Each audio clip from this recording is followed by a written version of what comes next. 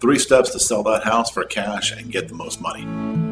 There's 3 steps that you should take before even calling someone to give you a cash offer to sell your house fast. Following these steps will undoubtedly put a whole lot more money in your pocket when the deal is all done.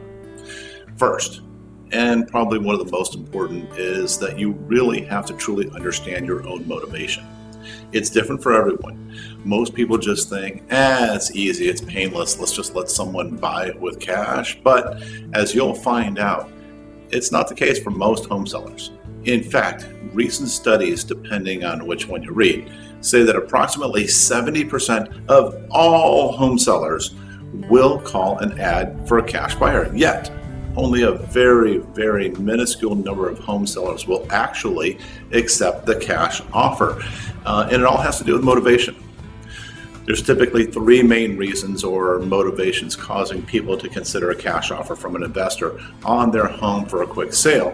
And if you know where you fit in, you'll be clear on which direction to take. The first motivation is usually convenience. I mean, how nice is the idea of not having to put a sign in the yard, not having strangers walk through the house at inconvenient times, not having to keep the house clean, and not having to sit there and wait on pins and needles to see if you get a decent offer soon. Sounds good, but if your house is in decent condition, you'll see how it's hardly ever a good idea to take a cash offer. With all the ads out there right now from cash investors offering to buy your house right now for cash, the numbers are overwhelming that only a very, very few number of people in your situation will ever actually sell to a cash buyer because of the cash buyer model of buy low as possible and sell as high as possible. The numbers just don't make sense in the end. Usually the cash investors looking for at least a full 30 to 60% upside when they resell your house. Are you willing to sell with that much of a margin? I don't think so. We're going to go over some scenarios to consider in just a minute. The next common motivation is property liquidation. Maybe it's a probate or it's a trust sale and you've been put in charge of a property to sell, like maybe mom and dad's house. It hasn't been updated since the 80s and there's no money to fix it up. And honestly, you have a life too, so you're not going to spend all your extra waking hours cleaning and fixing a house.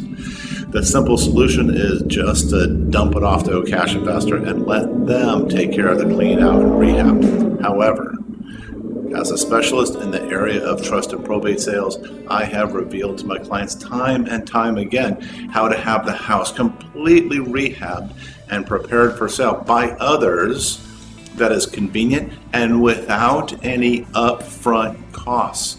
This can result in a significantly higher sale price and likewise a much higher distribution to the heirs. And honestly, as the personal representative of the home, this should be your goal, because if you just dump it when there's other options, the other heirs could say that you didn't do your job as the personal representative and hold you accountable, and nobody wants that. And of course, there's just outright desperation. I've worked with people with every form of desperate situation, everything from facing foreclosure to bankruptcy, job loss, death of a loved one, and even people who've gone to jail and they needed to sell their house quickly. People in this situation are usually the most vulnerable and are often taken advantage of by cash investors. They see you're desperate and they make you a super lowball offer. They promise to take care of everything and close in as little as 7 to 14 days. How nice of them. But people in this situation make very poor emotional decisions and give away huge amounts of equity, way more than necessary in exchange for that speed. Yet if they just slowed down just a little bit, just a little teeny tiny bit, and took more of a business approach, they would have a much better result. And I'll talk about this as I cover the next 2 steps. So, understanding your motivation before you call a cash buyer can change the game significantly in your favor while still keeping things convenient. Step number 2, before selling to an investor, consider having it rehabbed with no upfront costs to maximize your profit. Most home sellers don't realize this, but there is a way to have your home rehabbed and turned into a dream home without any upfront cost whatsoever. Everyone knows that a home in tip-top condition in any market will net the seller way more money than if they were to sell it as a fixer-upper. We've had properties see upwards of 6 times more profit than if they would have sold as a fixer-upper. Anything from a full-blown kitchen remodel and bathroom additions to roof replacements and new windows. But you don't have to have a major fixer-upper for this program. Maybe you just need someone to help declutter and put your stuff in storage, just so it shows well. Or maybe you need a little fresh paint and some flowers out front for curb appeal. This way you can confidently list the home for sale and know that you'll get maximum value, or even if you still sell for cash, you'll be able to negotiate for top dollar. You can see some great case studies and learn more about this program at fullpricefixer.com. And the third step, and probably one of my favorites, is to get those cash buyers to fight over your property. One of the biggest and most expensive mistakes sellers make when seeking out a cash offer is to take the very first cash offer that's presented to them. Don't do it. You'll be pressured to take it, but don't. Just tell them that you need to think about it. You see, cash investors do what investors do. They try to buy low and sell high. So aggressive cash buyers are going to offer you 30 to 60% below the actual value of the home. And in some cases, that's even on top of what they'll also subtract as any estimated repairs. So basically, they're trying to convince you to not only sell at a discount, but also to absorb the cost of repairs that they're planning on doing. Oh, and by the way, they're really, really good at justifying that decrease in value and convince you that they're doing you a favor by taking these problems off your hands. I've got other videos where I've discussed this in detail, and I'm sure you can find those. Hey, be warned, they are super duper friendly. And no, this is not a good thing. This is a type of manipulation. I mean, why would you give $100,000 or more of your equity to someone who's mean? You probably wouldn't. In fact, I was listening to an investor brag about how he got a home for almost $200,000 below value because while he was visiting and talking to the lady, he helped her do the dishes. And she said, well, because you've been so friendly, I'll go ahead and sell to you. Bad emotional decision on her part. And even if you think you're a great negotiator and you don't think you'd fall for it, think again, because it happens every single day. They're really good. So the simple solution, get cash buyers to fight over your property. There's no shortage of cash buyers out there. You probably see their ads all the time. Now, if you want to do it yourself, here's how. Make an appointment with every single cash buyer you can. Have them come to your house and look at it and make an offer. But don't sign anything. By the way, if they won't come and look at the home, but they still send you an offer, don't even for 1 second consider their blind offer. All that means is that they're going to try to renegotiate with you later for much less once they see the property, and because you've signed, you're locked in, so you don't have a choice. Also, don't tell them that you're meeting with other cash buyers. You'll be surprised at how many of them will just never even return your phone call because, well, they don't want to compete with any other investor. They just want to lowball you and steal it from you without any problems on their end. Now, don't get me wrong, I enjoy working with most of the investors in my database, but there are more unscrupulous investors than there are who are fair and reasonable. Now, after you've met with every single investor and once you've received at least a minimum of 6 offers, but ideally 10 or more, put them in order of lowest to highest. Call the lowest offer first and tell them that you have another offer that's higher and tell them the price of the highest offer. Or if that highest price that you have is not high enough, in your opinion, just make up a number that you'd be happy with as a minimum. Remember, you're negotiating for you and your family, and you don't owe that investor anything. Ask them if they'd like to adjust their offer. If they increase their offer to beat the number that you gave them, now that becomes the highest number.